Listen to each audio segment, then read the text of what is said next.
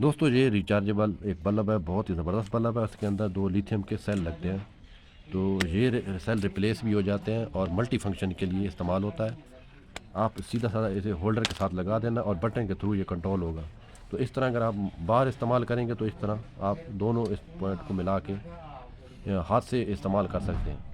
लेकिन नुकसान ये होता है कि हाथ से आप लगातार नहीं लगा सकते, तो इसके लिए हमने एक जुगाड़ सोचा है। अगर लगातार चलाना हो एज ए टार्च के तौर पे, तो हमने क्या करना है वो मैं आपको एक दिखाता हूँ। आपने इस तरह के एक होल्डर लेना है, उसके साथ एक बटन लगा हुआ है, ये ऑन ऑफ का बटन। इसके अंदर जो ये 2 तारें, ये पॉइंट है, इसके अंदर एक तार लगा देनी है।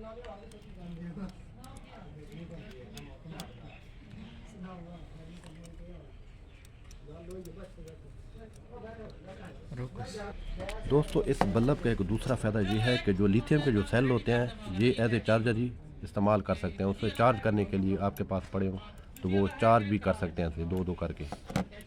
किसी भी आपकी जगह आपके पास लिथियम के सेल हो इस तरह के, वो आप चार्ज भी कर सकते हैं। तो आपने इस तरह एक ये डायरेक्ट कर देना है, अब दोबारा से लगा देना है।